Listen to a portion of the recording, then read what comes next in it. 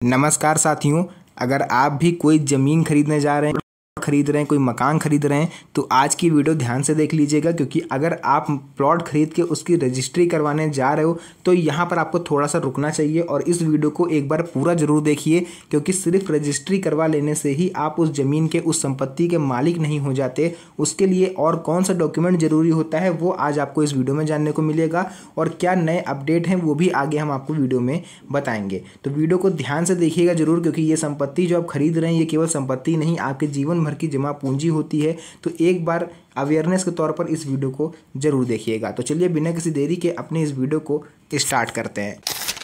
तो वीडियो में आगे बढ़ने से पहले मैं एक चीज़ क्लियर कर देता हूं कि मैं जो वीडियो में बताने जा रहा हूं ये कोई लीगल एडवाइस नहीं है। ये just informational and educational purpose से मैं इस वीडियो को बना रहा हूं ताकि आप लोग अगर कोई संपत्ति खरीद रहे हो तो अवेयर हो पाओ। अगर आपको प्रॉपर्टी से रिलेटेड कोई भी जानकारी चाहिए तो आप किसी भी वेल एजुकेटेड वकील से इस बारे में लीगल एडवाइस लीजिएगा, उसके बाद ही कोई कदम उठाइएगा। तो आइए वीडियो के मेन टॉपिक पर आते हैं कि रजिस्ट्री का मतलब जो होता है वो अब सीधे मालिकाना हक नहीं है। पहले देखिए लोगों के बीच में ये आम धारणा थी कि हमने एक बार रजिस्ट्री करवा ली तो हम भैया ज़मीन के मालिक बन जाएंगे, लेकिन अब ऐसा नहीं है। क्योंकि आपको ये पता है कि हर साल नियम चेंज होते रहते हैं, कुछ ना कुछ अपडेट होता रहता है। तो सरकार ने इस बार इसमें क्या नया निर्देश दिया है वो हम आपको बता देते हैं। देखिए रजिस्ट्री अब केवल एक लीगल दस्तावेज है, यानी अगर आपने रजिस्ट्री करवाई हुई है तो वो केवल एक लीगल, एक कानूनी दस्तावेज होता है जो कि इस चीज़ का प्रमाण होता है कि आपने जो ज़मीन है वो खरीदी है। लेकिन असली मालिकाना हक तभी मिलेगा जब आपके नाम पर भू अभिलेख यानी कि जो लैंड रिकॉर्ड होता है उसमें आपको नामांतरण कराना पड़ेगा, यानी कि म्यूटेशन कराना पड़ेगा, जिसको हम लोग दाखिल खारिज बोलते हैं। म्यूटेशन एंट्री अनिवार्य है, यानी अब क्या है कि बिना म्यूटेशन के रजिस्ट्री अधूरी मानी जाएगी और आप कानूनी रूप से उस संपत्ति के मालिक नहीं माने जाएंगे। डिजिटल रजिस्ट्री प्रक्रिया है, देखिए जो रजिस्ट्री की प्रक्रिया है उसको इस बार जो है 2025 से आप लोग कह सकते हो ऑनलाइन भी किया जा रहा है, ताकि डिजिटल किया जा रहा है ताकि आप लोग जो रजिस्ट्रार ऑफिस के चक्कर लगा के थक जाते हैं वो ऑनलाइन भी अपना काम कर सकते हैं। अब पूरी रजिस्ट्री प्रक्रिया डिजिटल भी हो गई है, आपको रजिस्ट्रार कार्यालय के चक्कर नहीं लगाने पड़ेंगे। अगर आपको ऑनलाइन कामों के बारे में जानकारी नहीं है, आप बिलीव नहीं करते हो, तो ही आप रजिस्ट्रार ऑफिस जाइएगा। सभी जरूरी दस्तावेज जैसे कि बिक्री पत्र, title deed, no incumbency certificate, राजस्व रिकॉर्ड आदि स्कैन करके सरकारी पोर्टल पर आपको अपडेट करने होते हैं। वो जिस व्यक्ति से आप ज़मीन खरीद रहे हो, तो एक चीज़ मैं आपको सजेस्ट जरूर करूँगा, किसी भी वकील को लेकर के जरूर ये काम किया करिए, वो ही आपको सही लीगल एडवाइस दे सकता है और आपको किसी भी कानूनी पचड़े से बचा सकता है। उसके बाद आप देखिए डिजिटल सिग्नेचर और प्रमाण पत्र के साथ रजिस्ट्री तुरंत पूरी होगी और आपको डिजिटल सर्टिफिकेट भी मिलेगा। यह प्रक्रिया 24/7 उपलब्ध है, यानी आप किसी भी समय कहीं से भी बैठ के अपनी रजिस्ट्री पूरी कर सकते हैं। जरूरी दस्तावेजों की सूची, कौन कौन से जरूरी दस्तावेज होते हैं वो हम आपको बता देते हैं, चाहे ऑनलाइन हो चाहे ऑफलाइन हो, ये दस्तावेज आपको देने पड़ते हैं। अब जमीन रजिस्ट्री के लिए निम्नलिखित दस्तावेज अनिवार्य हैं। नंबर 1 पर तो हमारा आ जाता है आधार कार्ड, जो कि हर एक घर में देखने को मिल जाता है। ये पहचान और बायोमेट्रिक वेरिफिकेशन के लिए जरूरी किया गया है। नंबर 2 पर आता है पैन कार्ड। कई बार लोग क्या करते हैं कि संपत्ति अगर खरीदने जा रहे हैं तो वहाँ पर पैन कार्ड का यूज़ नहीं करते हैं, लेकिन 2025 से अगर आप संपत्ति खरीदने जा रहे हो और अगर अब आपने पैन कार्ड का यूज़ नहीं किया तो फिर आप थोड़ा सा मुसीबत में पड़ सकते हो। क्योंकि टैक्स से जुड़े मामलों के लिए गवर्नमेंट ने इस बार इसको कंपलसरी कर दिया है।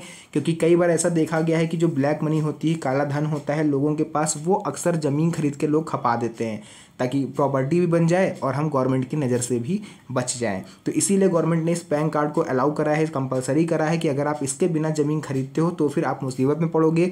अगर ये आप लगा के ज़मीन खरीदोगे तो फिर गवर्नमेंट को ईजिली ट्रैक करने में ये आसानी होगी कि आपके पास इतना पैसा कहाँ से आया, आपने उसको कहाँ इन्वेस्ट किया, क्या क्या प्रॉपर्टी खरीदी, क्या संपत्ति खरीदी, ये सब चीज़ें वो इससे ट्रेस कर पाएंगे। बिक्री पत्र यानी कि सेल डीड, लेन देन का ये प्रमाण होता है। टाइटल डीड यानी ज़मीन के स्वामित्व का प्रमाण आपको देना पड़ेगा। इसी के साथ साथ आपको देना पड़ेगा नो इनकम्बेंसी सर्टिफिकेट, यानी ज़मीन पर कोई कर्ज तो नहीं आपने लिया या कोई लोन तो नहीं लिया है, कोई विवाद तो नहीं है, इसका प्रमाण होता है इनकम्बेंसी सर्टिफिकेट।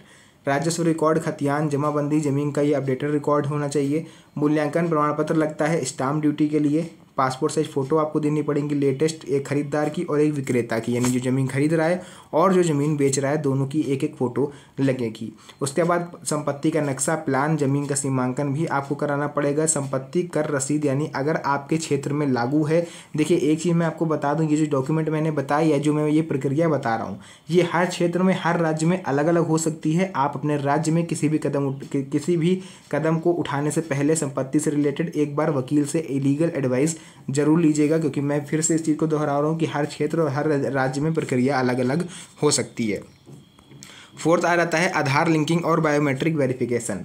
अब आधार कार्ड लिंकिंग अनिवार्य कर दी गई है, यानी आपका आधार कार्ड जो है वो पैन कार्ड से लिंक होना चाहिए। इससे फर्जीवाड़ा रोकने के लिए खरीदार और विक्रेता दोनों को बायोमेट्रिक वेरिफिकेशन करवाया जाएगा। बायोमेट्रिक वेरिफिकेशन से बेनामी संपत्ति और धोखाधड़ी पर रोक लगेगी। वीडियो रिकॉर्डिंग और ऑनलाइन भुगतान। देखिए कई राज्यों में रजिस्ट्री के समय वीडियो रिकॉर्डिंग करना अनिवार्य कर दिया गया है, जिससे कि प्रक्रिया पारदर्शी हो और भविष्य में किसी भी विवाद की स्थिति से उस वीडियो रिकॉर्डिंग को प्रमाण के तौर पर इस्तेमाल किया जा सके। स्टाम्प ड्यूटी और रजिस्ट्रेशन फीस का भुगतान ऑनलाइन करना जरूरी है। इससे लेन देन में पारदर्शिता आती है और टैक्स चोरी पर रोक लगती है। सिक्स्थ पॉइंट आ जाता है रजिस्ट्री रद्द होने के नए प्रावधान। देखिए किस कारण आपकी रजिस्ट्री रद्द हो सकती है, इसके बारे में मैं आपको जानकारी दे रहा हूँ। अगर दस्तावेज में आपने कोई गड़बड़ी करी या कोई फर्जीवाड़ा पाया गया तो रजिस्ट्री आपकी 90 दिनों के भीतर रद्द की जा सकती है। अगर म्यूटेशन समय पर नहीं हुआ या जरूरी दस्तावेज जमा नहीं हुए तो भी रजिस्ट्री रद्द हो सकती है।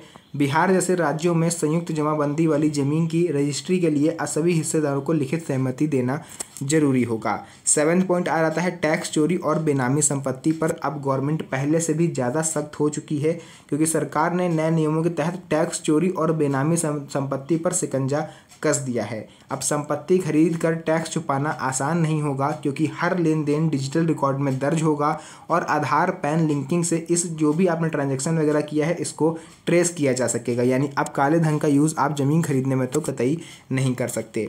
म्यूटेशन या फिर नामांतरण की समय सीमा। देखिए रजिस्ट्री के 30 दिन के भीतर म्यूटेशन प्रक्रिया आपको पूरी करनी होगी। अगर आपने म्यूटेशन नहीं कराया तो आपको ना तो बैंक से लोन मिलेगा और ना ही कानूनी रूप से आप उस ज़मीन के मालिक माने जाएंगे, जिससे भविष्य में विवाद हो सकता है। तो ऐसी किसी भी सिचुएशन से बचने के लिए पूरी प्रक्रिया जानने के बाद ही आप कोई भी कदम उठाइए। 9वां पॉइंट आ जाता है डिजिटल प्रक्रिया के। देखिए जहाँ कुछ फ़ायदे होते हैं तो कुछ नुकसान भी होते हैं।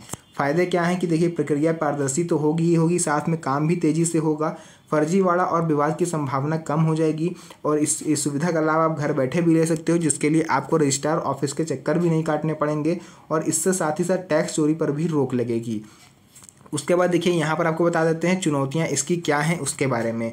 सबसे बड़ी चुनौती तो ये है कि ग्रामीण इलाके के लोगों को इसके बारे में जागरूक करना, क्योंकि अक्सर गांव देहात क्षेत्र के लोग होते हैं, उनको इन सब चीज़ों के बारे में जानकारी नहीं होती। वे डिजिटल से ज़्यादा ऑफलाइन काम पर ध्यान ध्यान है वो केंद्रित करते हैं। उनको ज़्यादा विश्वास होता है ऑफलाइन काम करने पर, डिजिटल वो लोग नहीं करते हैं। तो ये सबसे बड़ा रीज़न है कि जागरूकता की कमी है ग्रामीण इलाकों में। दस्तावेजों में छोटी सी गलती भी आपकी रजिस्ट्री रद्द करवा सकती है। सभी हिस्सेदारों की सहमति जुटाना कई बार मुश्किल हो जाता है। तो ये सब चीज़ें थी जो मुझे लगा क्यों ना इसे आप सभी के साथ शेयर किया जाए, क्योंकि गवर्नमेंट के जो नए दिशा निर्देश हैं 2025 में वो यही कहते हैं कि अब आप काले धन का यूज़ जो है वो ज़मीन खरीदने में नहीं कर सकते। तो ये वीडियो मैं फिर से बता दे रहा हूँ, at the end of this video मैं फिर से ये चीज़ क्लियर कर दूँ कि मैंने कोई लीगल एडवाइस आपको नहीं दी, ना ही मैं कोई आपका वेल एजुकेटेड एडवोकेट हूँ। मेरा काम सिर्फ इन्फॉर्मेशन देना था। अगर आपको कुछ सलाह चाहिए तो आप किसी वकील से लीगल एडवाइस ले सकते हैं। तो ये सब चीज़ें थी, पूरी क्लियर हो गई। वीडियो को करते हैं यहीं पर एंड। मिलेंगे आप सभी से नेक्स्ट वीडियो में एक और अच्छी इंटरेस्टिंग मज़ेदार वीडियो के साथ। तब तक के लिए धन्यवाद। जय हिंद।